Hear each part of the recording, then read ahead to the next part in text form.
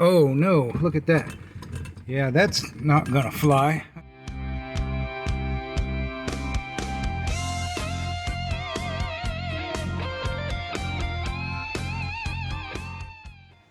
Hey guys, welcome back to the CNC Auto channel. I'm your friendly neighborhood mechanic, and today I want to introduce you to a new project in the shop. Something I'm affectionately calling Retro Joe.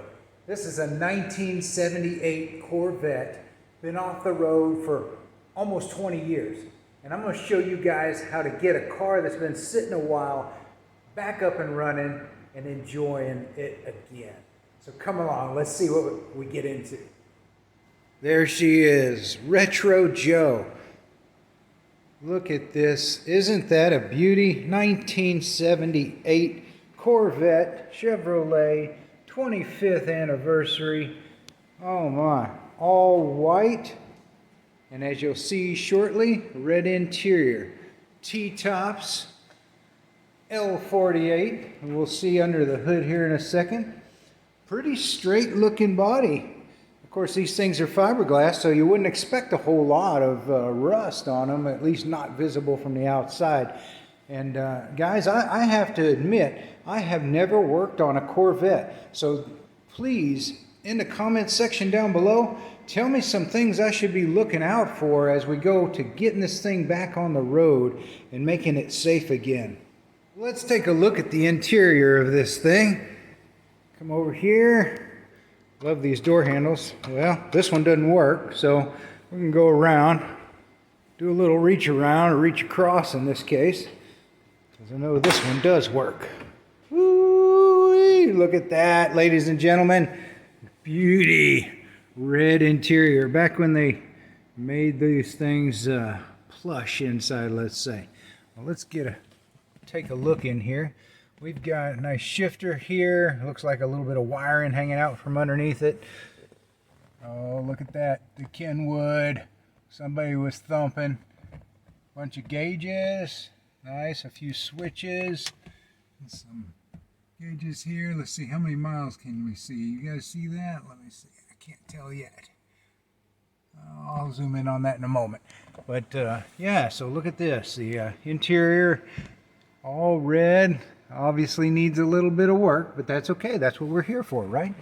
Let's get this door open from this side.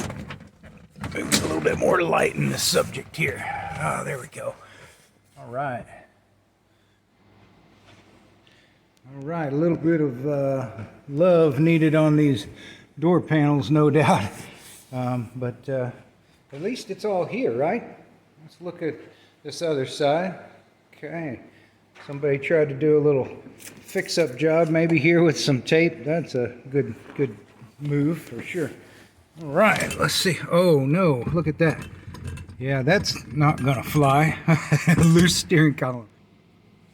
All right, let's pop the hood and go take a look underneath. I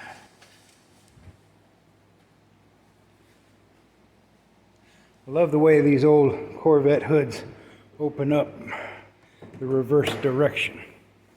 Okay, there we go. Nice little Chevy 350. Is it painted Ford blue to you guys? I don't know. Oh man. Looks like somebody's done a little bit of work to the brake system here. Looks like somebody's not done a little work to a lot of things in here. Oh no, look at that, guys. See that? Evidence that some mice have been chewing in here. Oh, I sure hope I don't find. Oh, there's some more. I wonder why those guys like that rubber off of those hoses. But yeah, tell me what I need to be looking for as we go about trying to get this thing going again. I did notice here that we've got a big old Quadrajet 4-barrel underneath there. I'm definitely going to have to rebuild that. I'll bring you guys along for some of that. Got a nice HEI ignition there. Well, we'll see. We'll see. Oh, here we go. These are always a challenge, aren't they? These vacuum pots that control the headlights popping up like that. Yeah, we'll see what kind of trouble that gives us. But this is it. Retro Joe. Air conditioning. Hey. All right. So tell me what you think. Tell me what I need to look out for.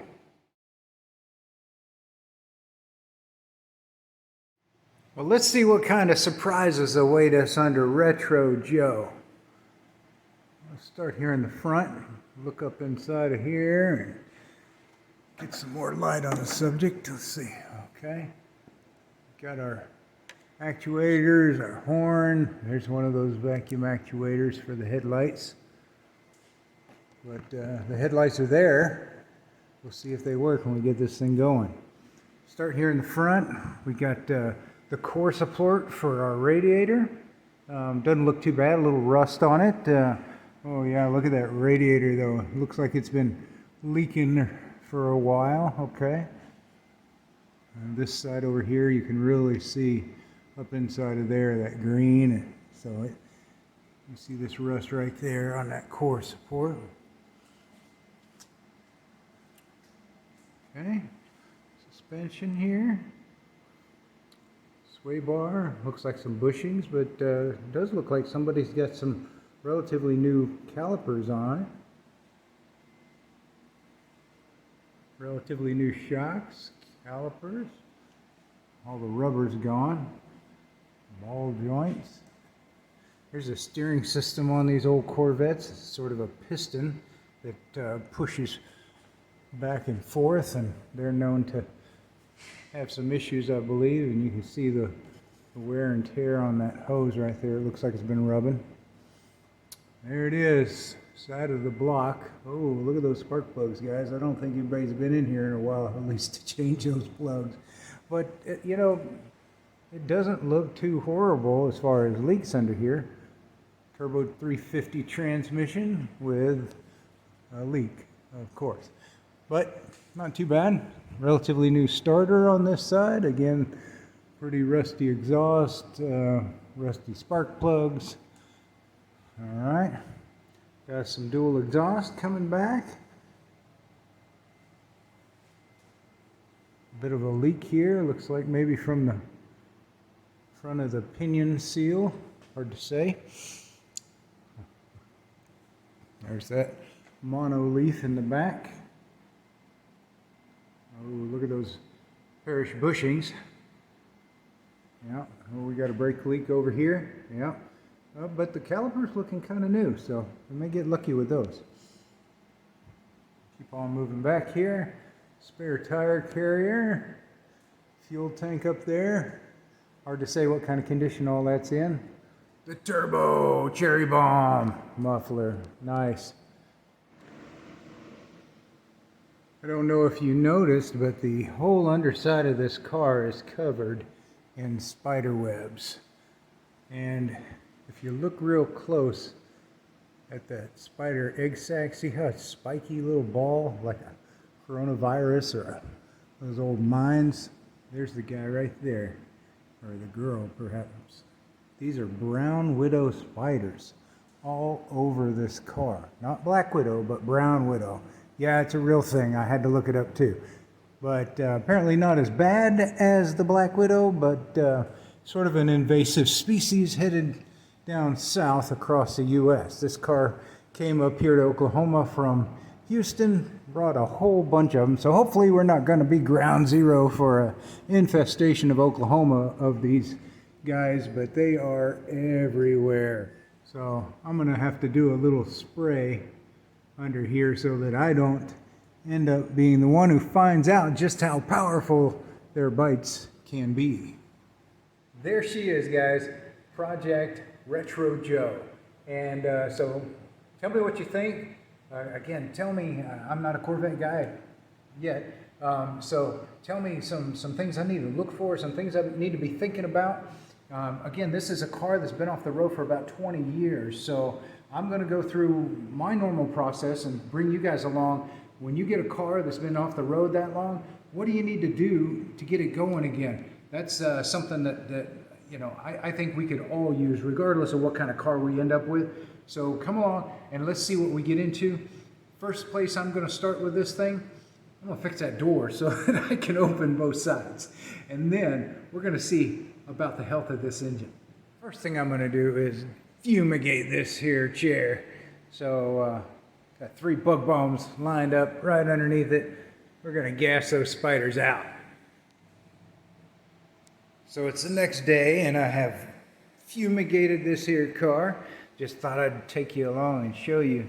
See all those little spots under there? Those are all spiders that have died overnight. Some of them pretty good size. Wow. There's one that died kind of hanging by a string. We'll go take a look at that one. Boy, I tell you, I'm glad these guys are all goners.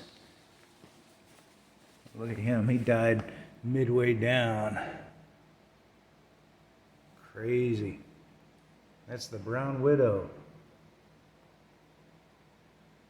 Hopefully it's in focus there. But again, I am glad these guys are out of our way. Now it's time to get to work. Just a little added benefit. A couple of black widow spiders that were in the crevices of my garage got busted too.